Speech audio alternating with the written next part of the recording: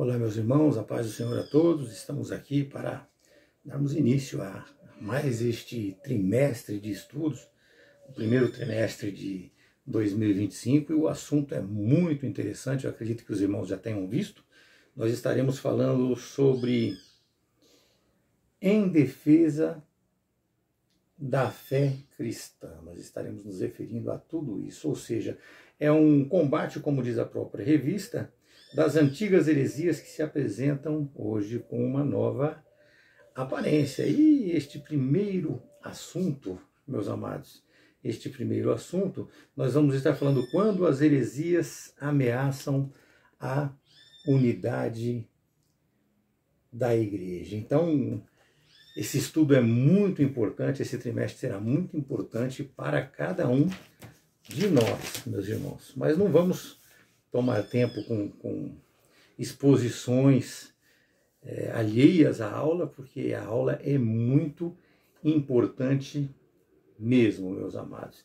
Já dando início, vamos direto ao assunto aqui. Então, heresias, meus irmãos, são crenças e práticas contrárias ao pensamento bíblico. Nós precisamos já ter isso na nossa mente. Então, heresia é crença e prática contrária ao pensamento bíblico.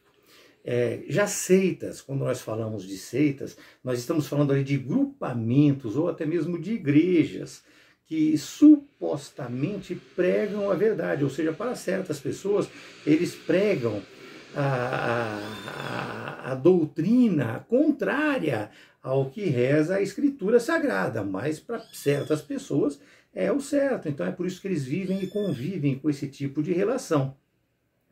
Então eles fogem de determinados princípios bíblicos que são a base da estrutura cristã, a base da Escritura Sagrada. E assim, eles não seguem ali uma ortodoxia evangelical, como nós podemos dizer, né? E isso, meus irmãos, tem tudo a ver com perguntas e respostas, como nós veremos nesta nossa aula de hoje. E neste trimestre, meus irmãos, nós aprenderemos sobre tudo o que nós falamos agora, sobre todos esses assuntos, e também aprenderemos como nós podemos nos contrapor a todas essas heresias com base, ou seja, nós teremos aqui um curso de teologia sistemática, um curso de heresiologia, ou seja, é apologética, é a defesa da fé.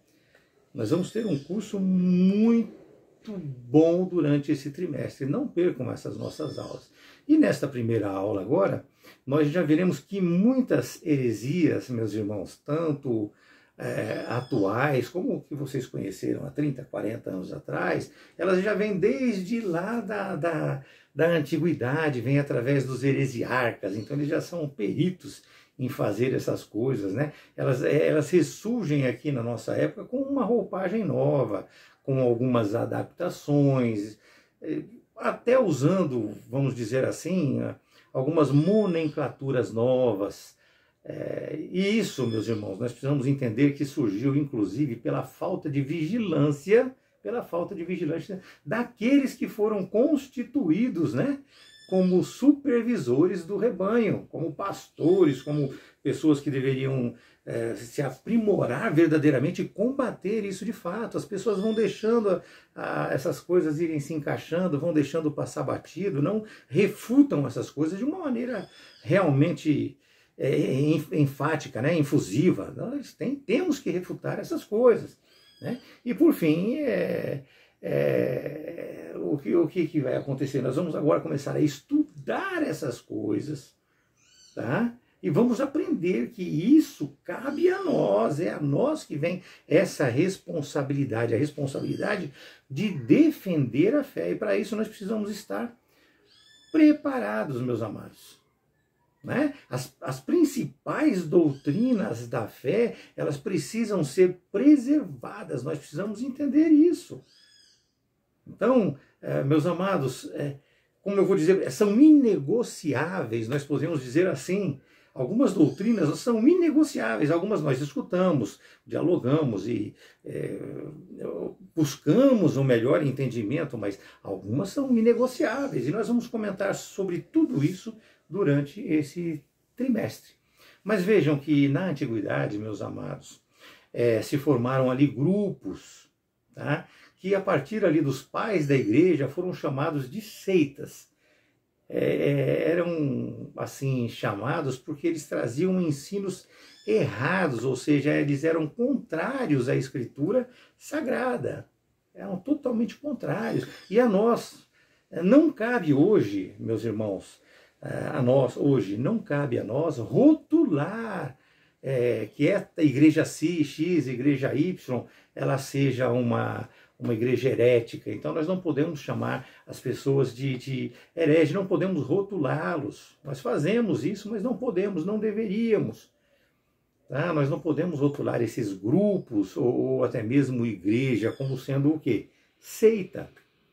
Ok? Nós não podemos rotular essas pessoas, porque a nossa missão é nos aproximarmos deles para levá-los à verdade contida na Escritura.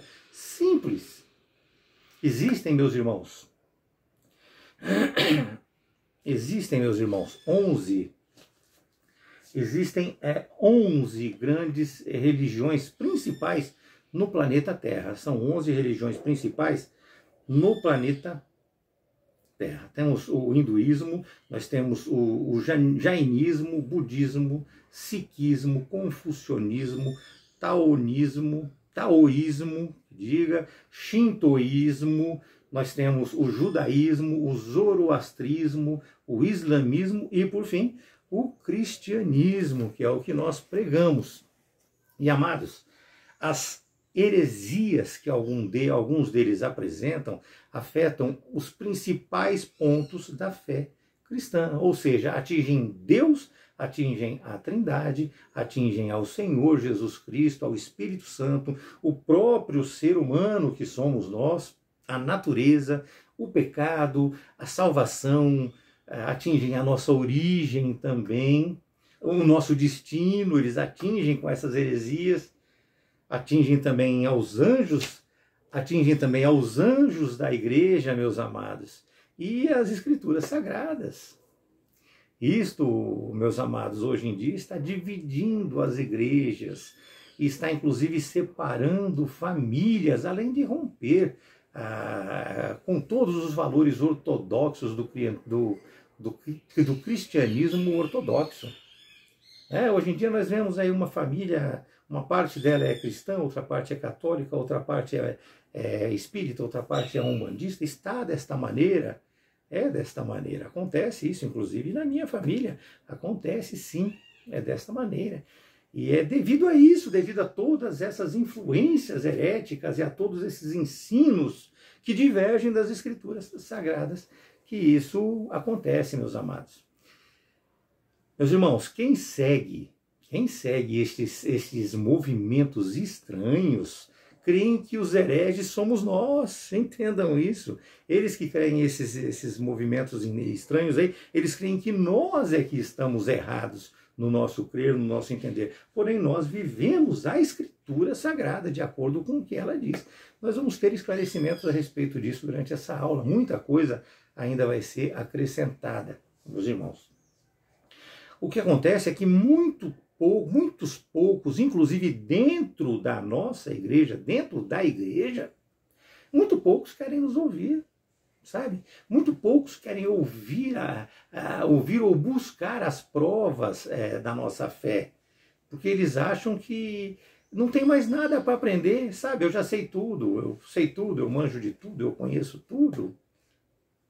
Sabe? Só que isso tudo é um assunto muito delicado, muito delicado. E é por isso que nós devemos buscar base sólida, meus amados, de conhecimento à luz das Escrituras Sagradas.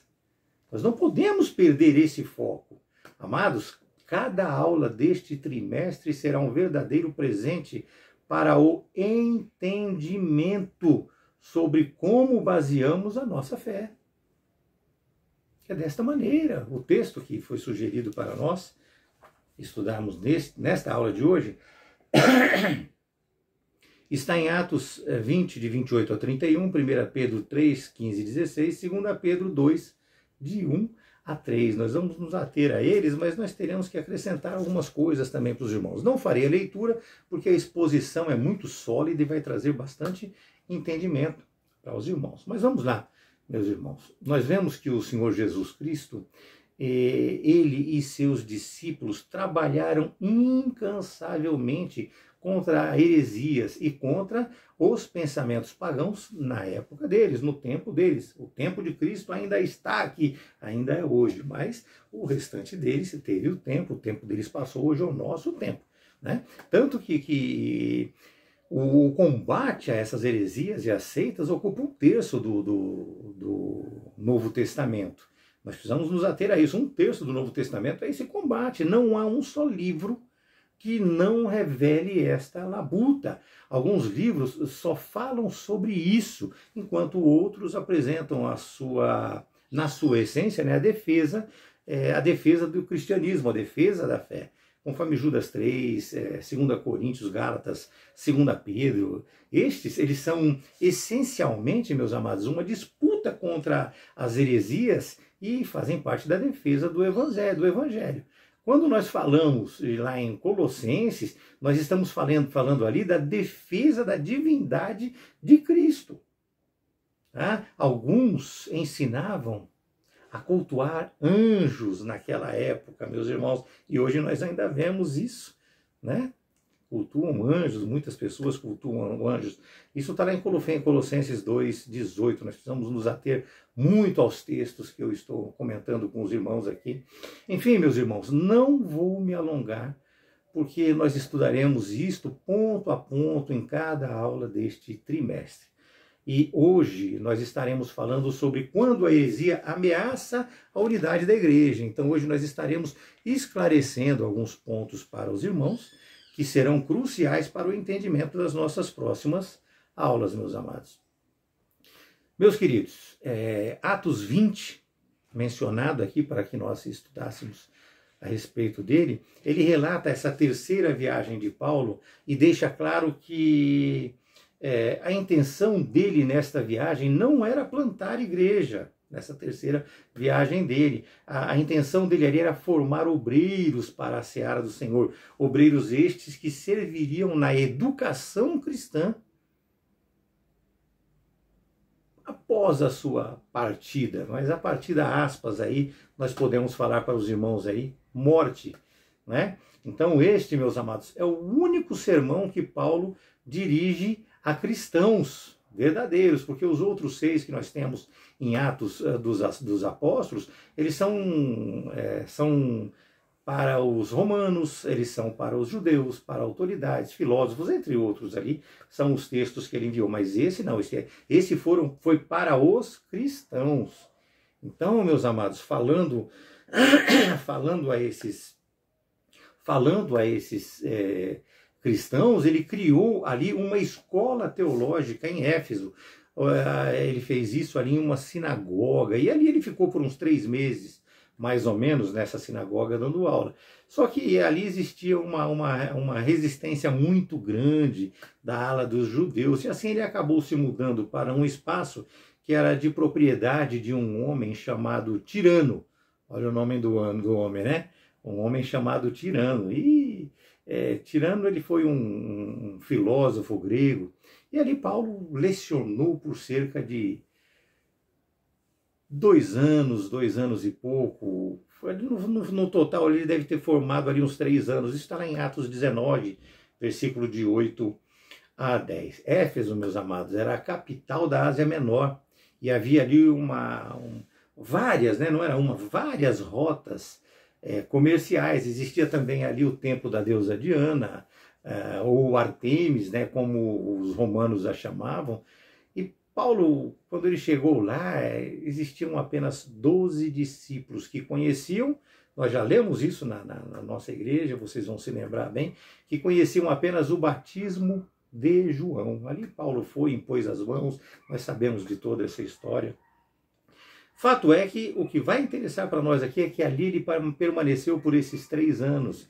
Isso está em Atos 20, 31, que é o texto que está aqui sugerido para nós aqui, o último versículo do texto sugerido para nós, né? Então, quando a sua vida passou ali a correr um certo risco, começou a sua pregação começou a trazer infortúnio para as pessoas que se incomodaram e quiseram trazer o mal para ele, ele teve que partir dali. E aí ele foi para Macedônia. Isso está em Atos 20, no versículo 1, ele nos fala dessa maneira. Só que aí ele deixou ali em Éfeso esses líderes que ele preparou durante esses 3 anos. Então ele transmitiu para eles ali um alerta contra quem? Contra falsos doutores, contra falsos mestres, e sobre o perigo que a igreja ia correr com relação às heresias. Queridos, a mensagem de Atos 20, ela foi dirigida especificamente aos líderes de Éfeso, mas ela continua valendo para todos nós cristãos que estamos nos lugares e em outras épocas, que estamos dispersos em todos os lugares do mundo. Nós precisamos nos ater a isso. Então nós precisamos ler Atos 20 com muita atenção. Atos 20 e 28 diz que eles foram chamados e constituídos pelo Espírito Santo, assim como nós hoje. Assim como nós hoje. Eles foram constituídos naquela época ali bispos. Para quê? Para poder apacentar a igreja, pastores. Então, sendo assim, de fato, meus amores, pastores com a função primordial de alimentar a ovelha, de guiar a ovelha e de proteger este rebanho. Isso está lá em Lucas 15. Lucas 15, de 4 a 6. Isto, meus irmãos, é feito através do quê? Através da palavra de Deus. Então isso tem que ser feito através da palavra de Deus, não é de fábulas que vêm da minha cabeça, não é de coisas que eu quero ou que eu desejo. Tá? Então é da palavra, vem da palavra de Deus. E Paulo deixa especificamente constando ali que eles devem atuar como supervisores e pastores. Isso está em Atos 20, versículo 27, está em Filipenses também 1, versículo 1.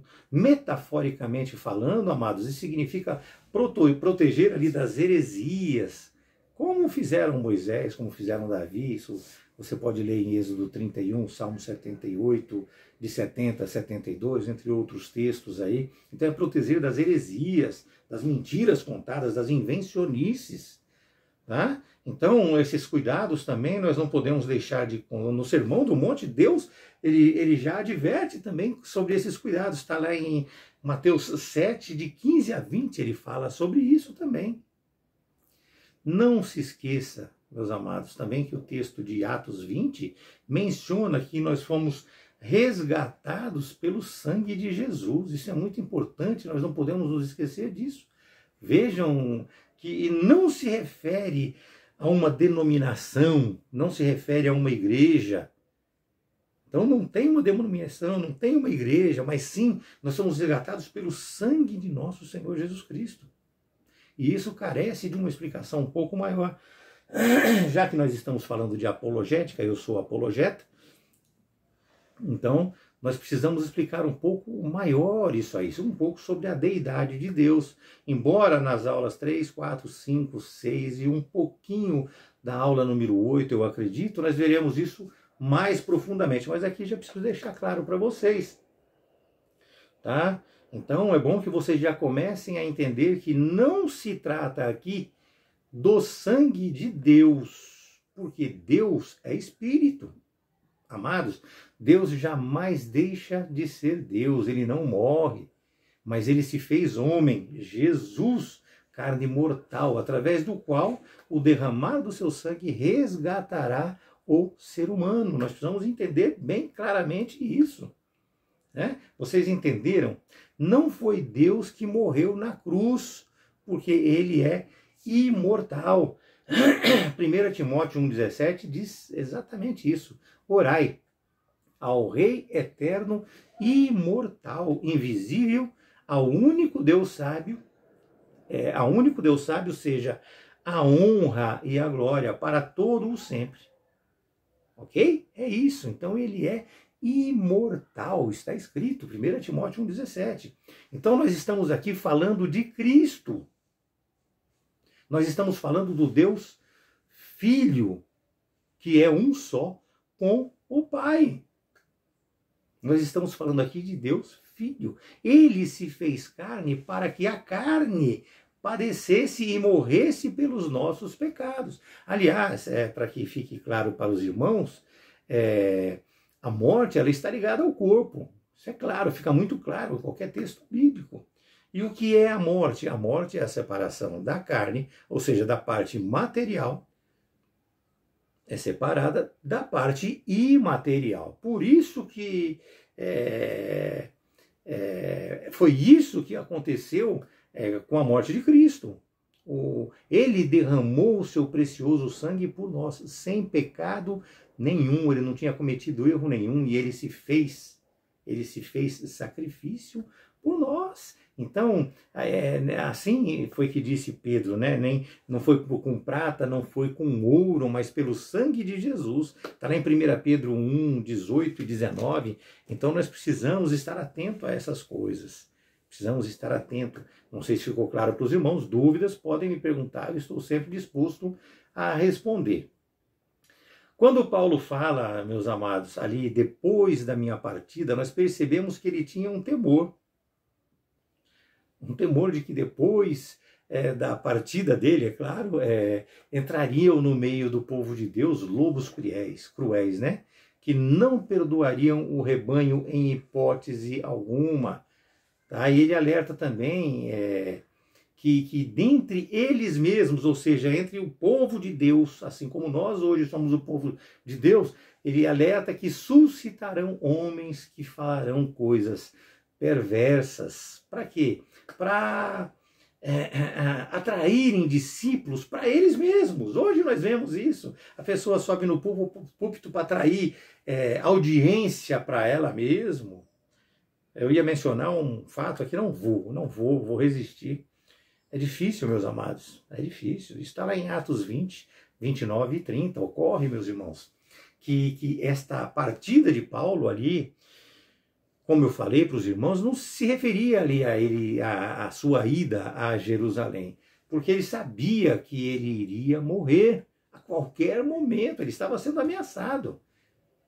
E assim, era muito importante que os presbíteros ali de Éfeso atentassem para este duplo alerta profético de Paulo. Tá? Quanto a quê? Quanto aos lobos cruéis, que seria uma metáfora, né, que viviam do lado de fora, lobos cruéis, aqueles que viviam do lado de fora, e aos que iriam surgir também entre nós, ou seja, do lado de dentro da nossa igreja, mostrando que a presença, estou falando aqui de dentro da igreja hoje, mostrando que a presença do verdadeiro na igreja nem sempre é suficiente para impedir a manifestação do falso. Por quê, meus amados? Porque o homem é fraco. O ser humano, ele é fraco. Então nós temos em meio a nós esses mestres falsos, pessoas que são ambiciosas, mas eu não vou entrar em detalhes, nós teremos muitas oportunidades para aprender isso. Então ele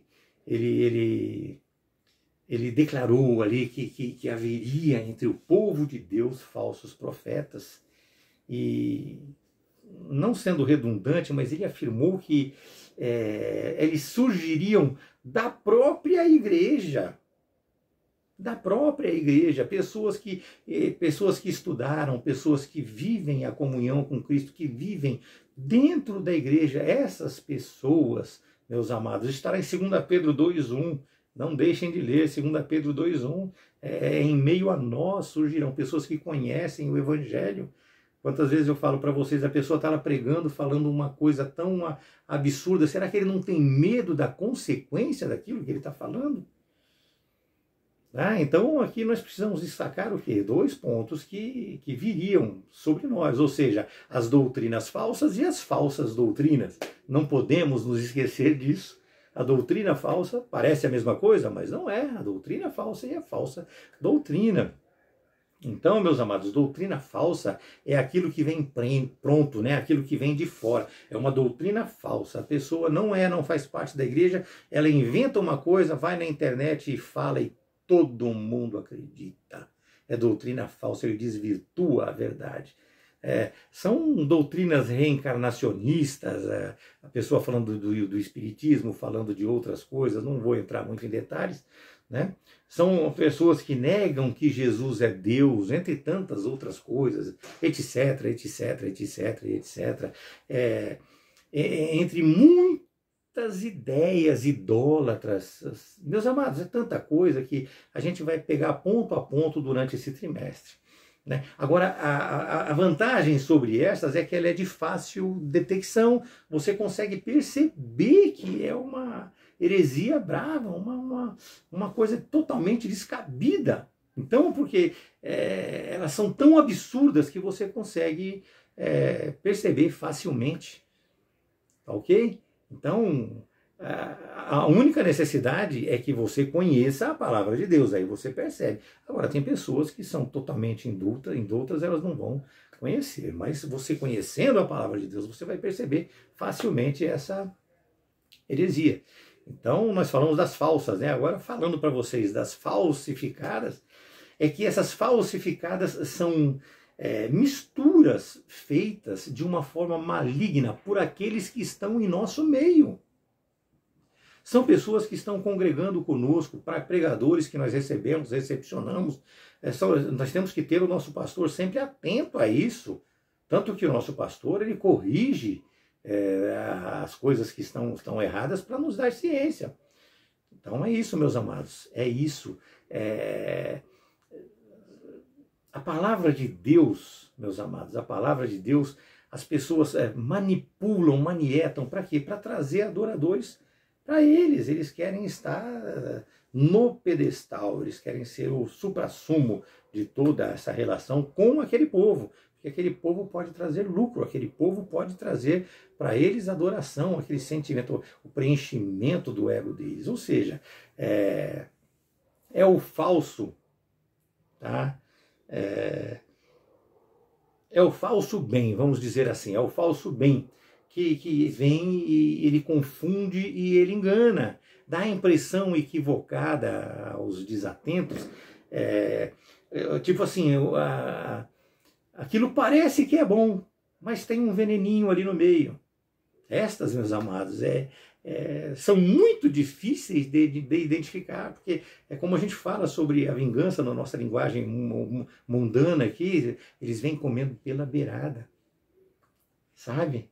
É muito difícil identificar. Esses resultam da mistura entre o bem e o mal, entre o certo e o errado, entre o verdadeiro e o falso. É um dos trabalhos mais ardilosamente preparados contra a nossa igreja.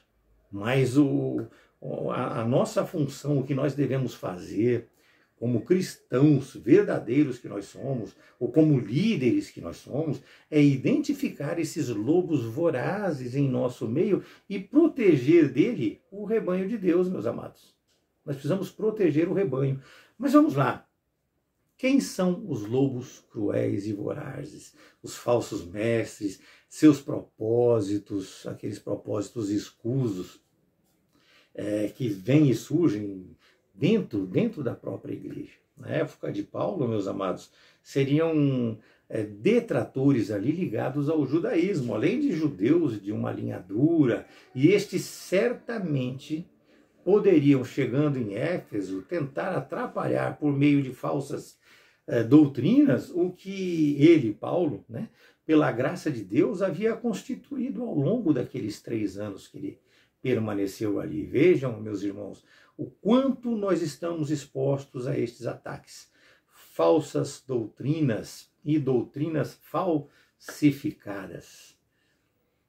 Tenham muito cuidado, mas muito cuidado mesmo, porque eles se misturam com a igreja, se fazendo de ovelha, é aquele que parece, mas não é. Eles são simpáticos, eles são apoiadores, eles são sutis, eles são agradáveis, é a melhor companhia do mundo, mas tudo isso para poder contaminar a igreja do Senhor. É desta maneira. Eles surgem, meus irmãos, da igreja, tá? Eles surgem de dentro delas. Só que eles fazem juízo próprio das coisas de Deus e assim eles vão atraindo discípulos para eles mesmos e não para Cristo, que é a nossa missão, atrair discípulos para Cristo. Nós precisamos entender isso. Nós precisamos levar a palavra de Deus e não aquilo que nós queremos e apresentamos para conquistar coisas para nós, para ser aplaudido. Dá um glória a Deus, dá 2, dá 3, dá 4, dá 5. Meus amados, nós precisamos aprender a prestar atenção em todas essas coisas. O glória a Deus tem que sair do seu coração. Tem que sair do seu coração e não de uma imposição. Amém? Do seu coração. Mas vamos lá. Vamos lá. O tópico terceiro desse primeiro assunto, eu acabei me adiantando aqui, ele vai apresentar a origem desses falsos mestres. Isso está lá em Atos 20 e 30, os lobos vorazes, eles surgirão dentro da própria igreja, como nós já falamos, ou seja, é uma pregação que aqui eu vou tentar ensinar, levar vocês a entenderem um pouco mais sobre isso. Eles vão falando algumas verdades, e lá no meio dessa verdade ele tem aquele pouquinho de veneno. São hinos muito bonitos, hinos lindos, que no meio também tem um pouquinho ali de ensinamento errado, tem um pouquinho ali de veneno também. Este é o falso evangelho, que nem nós podemos falar de hinos que colocam coisas até acima de Deus. Nós vemos aí, não vou citar nem mencionar, mas temos. Então, meus amados, este é o falso evangelho. Eles contaminam devagarinho, até no púlpito, meus amados, até no púlpito, pasmem, até no púlpito. Pastores e pregadores, eles chegam até um certo ponto a questionar alguns pontos doutrinários que nós temos. Chegam a questionar, porque eles ensinam errado. Eles ensinam errado e isso já é um questionamento. O que nós precisamos estar atentos é que tá? Errado, é errado. É certo? É certo. Só que nem todo ensinamento errado é considerado heresia. Nós precisamos estar atentos a isso. Nem todo ensinamento errado é heresia. Heresia é apenas o que é contrário à ortodoxia. Um exemplo certo para todas as congregações, para todas as igrejas, tem que ser que Jesus vai voltar. Se alguém disser que ele não vai voltar, é heresia. Agora, vamos lá, para não trazer muitos exemplos, que nós podemos trazer vários, mas para trazer somente esse. Jesus vai voltar? Ele vai voltar. Concordou? Então aqui, nesse ponto, não é heresia. Pode ser outra heresia, mas esse não. Ótimo. Só que agora discutir sobre o arrebatamento, ele vai voltar. Discutir sobre o arrebatamento, se vai ser pré-milenista, mesomilenista ou pós-tribulacional, né? Desculpem, não é milenista, é pré-tribulacional, mesotribulacional ou pós-tribulacional. Isto é questão secundária e não é heresia. Não é heresia. Mas durante este trimestre aqui, nós estaremos nos aprofundando neste assunto. Mas que já fique claro, desde já para os irmãos, que a declaração de fé, ela não pode, em hipótese alguma, ser de autoria particular. Ela não deve vir de uma decisão unilateral, meus amados. Depois vocês leiam aí o texto de 1 Coríntios 1:10. 1 Coríntios 1:10, meus amados. Que ela traz, eu vou falar para os irmãos aqui, mas no meu entendimento aqui, né? Nós devemos todos entender e crer na mesma coisa, que não haja divisões entre nós. né? Antes nós devemos ser perfeitamente unidos no mesmo sentido, e aqui está dizendo sobre o conhecimento da palavra. Tá? Já a situação dos outros, né, os externos, é mais grave ainda, porque muitos se posicionam, inclusive, até acima das Escrituras. Usam redes sociais para denegrir as Escrituras, para discordar dos profetas, dos apóstolos bíblicos. Está lá em 2 Coríntios 11, de 13 a 15. Hoje eu vi isso, inclusive hoje, na internet, pesquisando para poder dar aula para vocês, eu vi postagens a respeito disso. Eles alegam que a Escritura está desatualizada e assim eles oferecem para as pessoas menos avisadas um novo evangelho, inclusive com edição de Bíblias, com novos e adaptados textos que fogem do contexto das Escrituras Sagradas. Estes são os hereges externos da atualidade e os seus seguidores que estão lá, estão do lado de fora, meus amados. O maior desafio hoje para nós com relação a tudo isso, meus irmãos, diz respeito ao conhecimento que nós precisamos ter. Nós devemos conhecer de uma maneira sólida e profunda o que diz respeito à nossa fé. Isso é apologética, é conhecer a nossa fé profundamente. Cada um de nós deve ter o conhecimento suficiente para manter-se firme e para refutar os insanos ataques que os hereges fazem contra nós. Já falei para os irmãos, Judas 3 e Atos 2:42 fala sobre isso. Vejam que a palavra vigiar, ela aparece 22 vezes, meus irmãos, no Novo Testamento. E ela é uma advertência principalmente contra as ciladas de Satanás, em todos os aspectos da vida. Em todos os aspectos da vida. E hoje ela vem de uma maneira disfarçada, ela vem com uma certa despretensão assim nas redes sociais, devagarinho, e vai cavucando aquela ferida, deixando aquela ferida dentro do seu coração. Tá? As redes sociais fazem isso com uma maestria fora do normal. Porque o que mais me perguntam é sobre coisas que foi postada na rede social, e normalmente são bobagens. Normalmente são bobagens, meus amados. Portanto, muito cuidado, mas muito cuidado mesmo. Leiam 1 Pedro 5:8, nos alerta sobre isso. Mas vamos lá. Vamos dar espaço aqui para o segundo assunto, senão a nossa aula vai longe.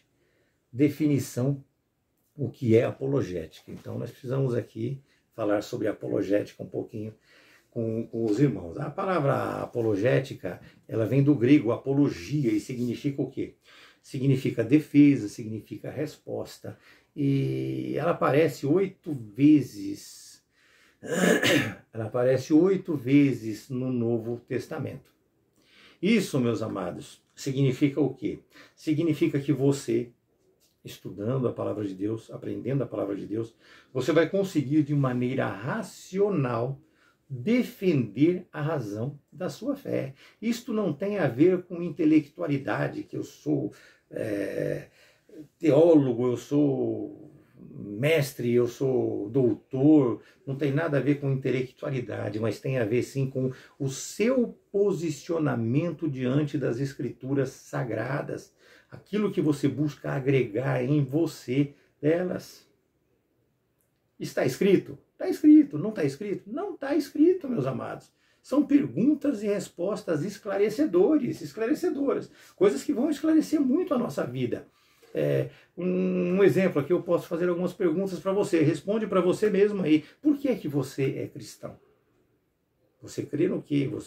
Por que é que você é cristão? Vou simplificar, só isso. Por que é que eu não faço as coisas que muitas outras pessoas estão fazendo? Ou ao contrário, né?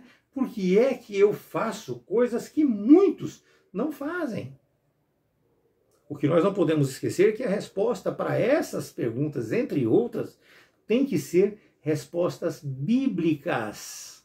Só com respostas bíblicas você permanece na verdade, mas bíblicas que eu digo nas escrituras originais, nas escrituras sagradas, não essas bíblias que estão aparecendo hoje aí com distorcendo a palavra de Deus. Hoje, meus irmãos, a moda na internet são vídeos curtinhos, né? A gente já percebe isso, né? Saindo da Bíblia e voltando naquele assunto, me volta na mente muita coisa, eu tenho que compartilhar com os irmãos. A moda na internet são vídeos curtinhos, aqueles videozinhos de 1 minuto, 2. Tem gente que não consegue ficar mais do que 2, 3 minutos vendo um videozinho. Então, muito poucos vão se dar o trabalho de assistir a aula, porque a aula é longa. Então, o negócio é vídeo curtinho. Então, esses vídeos curtinhos, meus amados, é que estão destruindo a mente humana em vários sentidos. Porque não dá para se formar um pensamento racional através de vídeos curtinhos, ele não tem contexto. Eu acho, eu deduzo, eu penso. Meus amados, dedução sem conhecimento real não pode existir para um cristão. Não pode, porque, como diz, né, a palavra deve ser sim, sim, não, não. É assim que diz a palavra de Deus. Então, se você tem dúvida, você vai ficar gaguejando. E não é dessa maneira. Amados, a apologética, ela teve sua origem, para vocês terem uma base, em 400 a.C., com Platão. O nome de Platão é Aristócles, de Atenas, né? Platão. Isso foi em 400 a.C. que aconteceu. Foi quando Platão escreveu a Apologia de Sócrates. Então surgiu a palavra apologia, né? Ou apologética, que é a defesa, é fazer defesa, é você refutar. Mas já no Novo Testamento, lá no Novo Testamento também com os ataques no início da igreja, esses ataques eles vinham de grupos religiosos sectários.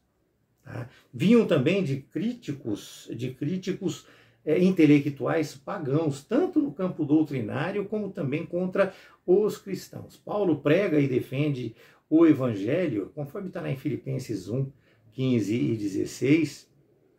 E esse termo apologética aparece no versículo 17, e aparece também lá em 1 Pedro 3,15, e ele fala sobre estar preparado para responder. Agora, as nossas aspas, com mansidão e com temor, meus amados. Nós precisamos entender muito profundamente isso, com mansidão e com temor. Tá?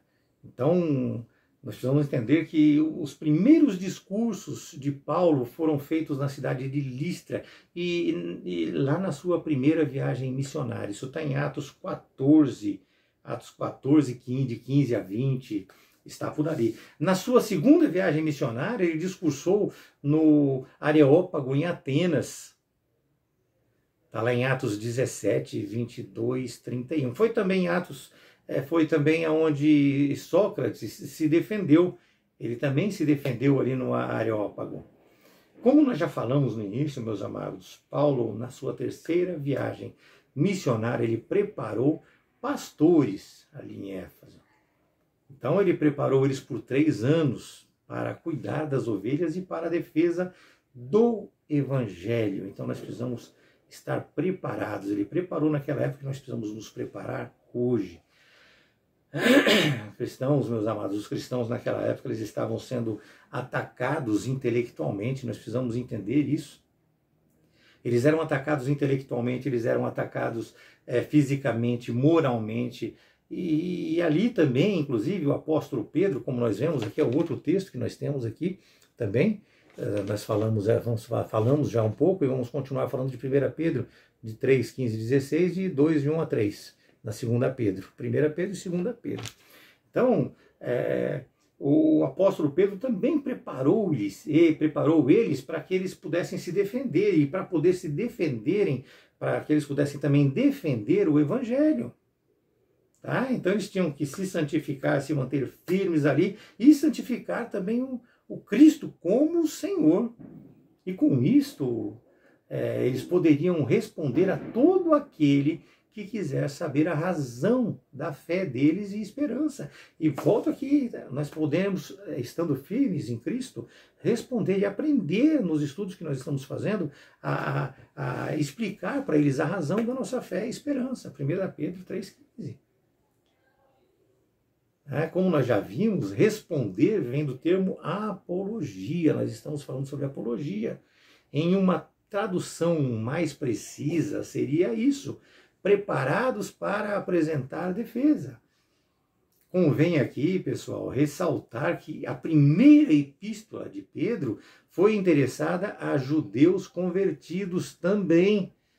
Ou seja, os cristãos dispersos ali em diversas regiões. Está lá em 1 Pedro 1:1, no Império Romano, no Ponto, Galácia, Capadócia, Ásia, Bitínia. Então foi endereçada para eles. Para quê? Para poder preparar eles a viverem em um mundo de perseguição. Entendam isso? Isso foi para encorajá-los a se manterem firmes em Jesus. 1 Pedro 4, de 12 a 16, meus irmãos. E este texto, meus amados, continua sendo válido para os nossos dias, para nós também. Portanto, leiam 1 Pedro 4, de 12 a 16.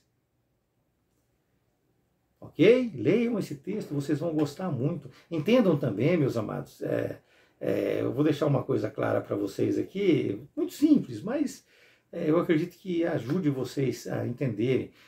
Jesus, como homem na tentação no deserto, ele refutou Satanás e com a própria palavra de Deus. Ele refutou Satanás com a própria palavra de Deus, a sua tentação. Então eu entendo ali que ele foi o primeiro apologista. Eu entendo que ele foi o primeiro apologista nesse sentido. Mas como a apologética se refere a ele mesmo, nós só o mencionaremos, né, aqui como apologeta, somente aqui nesta frasezinha que eu falei para vocês. Porque a teologia, os estudos teológicos, mostram quem? Mostram Estevão como o primeiro apologeta, quando ele fez o seu sermão lá em Atos 7, lá no Sinédrio, ok? Então entendam, mas eu tenho uma visão minha e eu passei para vocês a minha visão. Isso não é errado, não estou indo contra a Bíblia, é o que aconteceu lá. Entendam, meus irmãos, que a apologética cristã tem a resposta a todo o sistema anticristão. Aprendam isso. 1 Timóteo 4,16 diz que seria assim, tipo como uma defesa própria contra os ateus, contra os críticos e contra contra a pretensa, inclusive a pretensa ciência. Tá? Por que eu falo pretensa ciência? Porque a ciência verdadeira, ela não contradiz a Escritura em momento nenhum. Amados, se eu não conseguir me defender das heresias, como é que eu poderei ajudar os outros na compreensão da fé? Nós precisamos entender isso. Eles tentam atingir a Deus, atingir a Jesus, atingir as Escrituras sagradas, porém a nossa resposta deve ser sempre com mansidão e com temor ao Senhor, independente de a quem nós estejamos respondendo, conforme está lá no versículo 16.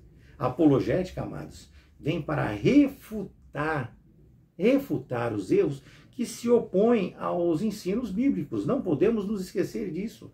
Não é ser inimigo de ninguém. Ela vem para persuadir e apresentar a eles a aceitabilidade do cristianismo, a sua verdade. Trata-se, meus irmãos, de defender com fundamentações e argumentos verdadeiros que testificam sobre a fé cristã. Quando Cristo disse em Marcos 12:30, né? E tu amarás ao Senhor teu Deus de todo o teu coração e com toda a tua alma e com toda a tua mente. Quando fala mente, meus amados, ele está falando de entendimento. Então você tem que entender. Você tem que entender, este é o primeiro mandamento, você tem que entender, você tem que aprender. Ele quis dizer ali uma fé lógica, uma fé racional, portanto, nós precisamos crer para aprender. Isso está em Isaías 7:9. Está em Isaías 7:9, meus amados. Ele diz que se nós não crermos, certamente não será estabelecido nada em nossa mente. É simples, Isaías 7:9.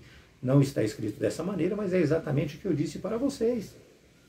Portanto, a apologética, ela prova que o cristianismo é racional e que toda a Escritura pode ser explicada de uma maneira metódica e sistemática. Metódica e sistemática. Portanto, de uma maneira aceitável, meus amados. Mas vamos lá, vamos ao terceiro assunto. Vamos ao terceiro assunto. O que são heresias? Foi essa nossa aula de hoje aqui. Nós estamos meus amados, tentando trazer para você os assuntos. Agora, depois nós iremos nos aprofundar. Então, nós vamos falar algumas coisas que os meus irmãos já podem ter ouvido eu falar, mas eu não posso deixar de mencionar e agregar alguma coisa a mais, né? Então, eu quero aqui de cara iniciar alertando os irmãos para o texto de Tito 3,10. Vamos entrar nesta área para trazer um esclarecimento melhor aos irmãos. Tito 3,10. Ele diz assim: ao homem que é herege, depois da primeira e segunda admoestação, rejeita-o. Olha, é grave, né? Muito grave. Aprendam, meus amados, que jamais podemos negar a doutrina da Trindade. Jamais poderemos negar que Cristo é Deus e nem que ele se fez homem. Não poderemos negar que o Espírito Santo é Deus, nem a realidade da salvação pela graça, entre vários outros exemplos que nós veremos nesse trimestre. Entenda, amados, que a permanência de hereges em nossa igreja poderá contaminar ela. Então nós devemos entender que haverá sim excomunhão, se for o caso. A nossa igreja é uma igreja doutrinada, ensinada. Então nós precisamos ensinar para os irmãos: haverá sim excomunhão, se for o caso. Ou seja, é o banimento mesmo, tirar do meio. Muitos textos designam e falam que nós devemos agir dessa maneira. E até nós devemos também nos afastar dessas pessoas. Nos afastar dessas pessoas. Nós temos aqui Romanos 16, 17. Nós temos 1 Coríntios 5, de 10 a 11. Nós temos 19 também, de 10 a 11 e 19. Nós temos também aqui 2 Tessalonicenses 3, 6, nós temos Gálatas 1, 19, entre outros textos. Esses são apenas alguns. E quando se fala em se afastar, nós notamos que existem pessoas que, embora não sejam hereges, estou entrando aqui num outro assunto também, nós notamos que existem pessoas que, embora não sejam hereges, meus amados, elas vivem e pregam claramente de uma forma adversa ao que apresenta o Evangelho. Lembra que eu falei para vocês que a heresia é uma coisa e tem pessoas que pregam desvirtuando a Escritura Sagrada? Então eles trazem coisas adversas ao que apresenta o Evangelho. São pessoas, meus amados, de má conduta moral. Isso está lá em 1 Coríntios 6, de 15 a 20. Nós temos pessoas de doutrinas falsas, 1 Timóteo 1, 18 a 20. 2 João 10, Gálatas 1, 19, Deuteronômio 13, de 1 a 5. Pessoas que causam divisões e contendas na igreja. Romanos 16, 17, Tito 3, 10, 1 Coríntios 11, 19. Pessoas que causam desordem e maledicência. Eu estudei muito para poder falar essa palavra maledicência para vocês, porque ela vai trazer tanta coisa e eu não vou poder me alongar, porque a aula já está indo mais para o fim, né? Então eu só preciso esclarecer para vocês que maledicência é a pessoa que tem o costume de difamar pessoas, pessoas que causam detração, trazem críticas malévolas, injúrias. Isso está lá em 2 Tessalonicenses 3, 6, 1 Coríntios 5, 10, Provérbios 22, 10, Provérbios 26, Provérbios 20. Muito cuidado, meus irmãos, com estes. Nós devemos, quando não conseguimos juntá-los à nossa fé, mostrar para eles o que é certo, nos afastar dessas pessoas. E eu o citei aqui porque esse tipo de comportamento, meus irmãos, contamina de fato a igreja. Amados, defender a fé é preservá-la de qualquer influência que possa prejudicá-la. E é claro, meus amados, que eu não posso deixar de falar isso para vocês. A pessoa se comporta dessa maneira, ela cometeu esses tipos de erros que nós já estamos mencionando. Se houver o verdadeiro arrependimento destas pessoas, isso trará como consequência o perdão e a reconciliação. Vocês lembram de Nínive, que Deus perdoou o povo porque eles se arrependeram? Não podemos nos esquecer disso. Por pior que sejam as coisas que eles fizeram, se houver verdadeiro arrependimento, haverá a reconciliação. Mas voltando, temos ainda um pouquinho aqui para falar da heresia propriamente dita. Paulo adverte para que não houvessem no seio da igreja inovações doutrinárias que viessem a dividi-la. Aí eu quero isso, aí eu quero aquilo, tem que ser desse jeito, tem que ser daquele jeito. É por isso que nós temos um pastor e é ele quem decide as coisas. Paulo chama, meus amados, de hereges aqueles que teimavam em seguir os seus próprios pensamentos. Não, eu prefiro que seja feito assim. Mas espera aí, você tem um pastor, é ele que está direcionando as coisas. Então, você seguir os seus próprios pensamentos indo contra o seu pastor, isso é rebeldia, isso é caso de excomunhão, inclusive. Até o momento do arrependimento, aí você poderá se reconciliar. Dessa maneira, nós precisamos entender bem essas coisas. Então, nós não podemos, meus amados, com esses pensamentos que nós temos, contrariar os princípios básicos da fé cristã.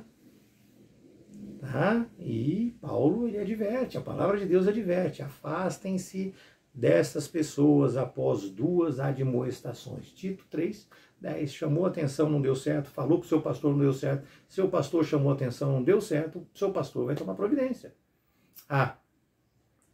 Só um adendo para os irmãos, para que eu não me esqueça. Você sabia que o cristianismo, no início, ele também foi chamado de seita?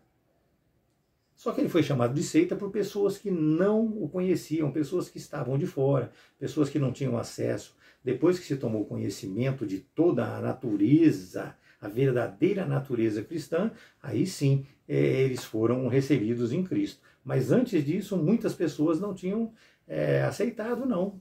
Foi chamado de seita. Está lá em Atos 24, 5, 14, 28, 22. Tem muitos textos. A primeira referência ao termo heresia, com o sentido moderno de erro doutrinário que nós estamos aprendendo hoje aqui, é aplicado àquelas pessoas que abandonam a verdadeira fé. Então eu não posso ser um herege se eu não conheço a fé. Então, você conhecer a fé e abandonar a fé para poder seguir grupos sectaristas ou pessoas com visões estreitas, intolerantes, intransigentes, aí você passou a ser um herege. Ou seja, pessoas salvas em Cristo, tiradas do mundo, mas que abandonam a fé e passam a disseminar heresias, meus amados. Isso aí nós encontramos lá em 2 Pedro 2:1. Ok? Então leiam 2 Pedro 2:1, que fala: mas também houve falsos profetas entre o povo de Deus, assim como entre vós, nós que estamos aqui hoje, haverá também falsos mestres que introduzirão encobertamente heresias de perdição e até mesmo negando o Senhor que os comprou, trazendo sobre si mesmos a repentina destruição. Me permitam mais uns minutinhos aqui. Queridos, o termo usado pelos pais da igreja é hereses, do grego, ou aereses, do latim, para designar a teologia dos grupos heterodoxos, ou pessoas contrárias aos padrões normais e às regras de crenças e opiniões tradicionais. Como exemplo, eu posso trazer para vocês, vai ter discordâncias, mas eu posso trazer para vocês aí Tertuliano de Cartago, Agostinho de Hipona, todos nós conhecemos, né, entre outros. Existe muita controvérsia quanto a isso. Por quê? Porque eles defendiam a fé, mas também eles participaram da formação da Igreja Católica com as suas doutrinas, e eles têm doutrinas que não estão nas Escrituras Sagradas. Entenda, portanto, que heresias e seitas são termos com praticamente o mesmo sentido. Ocorre, repetindo, que a heresia tem a ver com doutrinas, já seitas tem a ver com grupos. Porém, as heresias, elas são, em muitos casos, produzidas por seitas, que apresentam uma doutrina rejeitada pela patrística, rejeitada também pelos reformadores do século XVI, contrárias ao pensamento dos apóstolos, portanto, contra toda a ortodoxia cristã e Deus, meus amados. E hoje, mais do que nunca, estão aparelhadas para combater a fé cristã, parecendo até empresas ou impérios de guerra, como eu vou dizer para vocês, as testemunhas de Jeová, os mormons, entre outros tantos que nós mencionaremos nessas nossas aulas aqui. São tidos como religiões, mas de fato são seitas e nós não podemos taxá-los de seitas, mas é assim que é. A nossa aula teremos que mencionar isso. Então, meus amados, apenas como um adendo a mais aqui para os irmãos, a Assembleia de Deus, a nossa igreja, a Assembleia de Deus, ela é muito bem conceituada, mas nós temos dentro dela homens, meus amados, homens que pregam heresias. Não se esqueçam disso. Isso foi alertado por Paulo lá no comecinho, que haveriam infiltrados em nosso meio. Nós vivemos isso hoje. A Assembleia de Deus, mesmo a Assembleia de Deus, tem dentro dela pessoas que pregam heresias. Já já outros grupos, né, eles até estabeleceram heresias como regra de fé para eles. Nós precisamos entender isso. Nós já citamos isso para os irmãos e nós estudaremos durante esse trimestre. A aula já está um pouco longa, mas vamos lá. Mas o contexto que nós precisamos prestar muita atenção é o contexto de Mateus 28:19. Ele deixa claro que a nossa missão não é brigar, não é criar guerra, não é virar inimigo. A nossa missão, meus amados, é apresentar a verdade de Jesus a ele. Ide, pregai o Evangelho, porque eles ainda não foram alcançados pelo Evangelho verdadeiro. Este é um grande desafio para nós, mas para isso nós precisamos estar bem preparados. Nós precisamos conhecer as Escrituras de uma maneira sólida e profunda, como eu já falei, além da necessidade de conhecer crenças hereges, conhecer os argumentos que eles têm, meus amados, para que nós possamos refutá-los à luz da Escritura Sagrada. À luz da Escritura Sagrada, sempre com a unção do Espírito Santo. Não se esqueçam disso. Permita que o Espírito Santo esteja em você. E nós não devemos nos esquecer sempre de fazer isso com muito amor e com muita mansidão. Conforme diz 1 Pedro 3,15.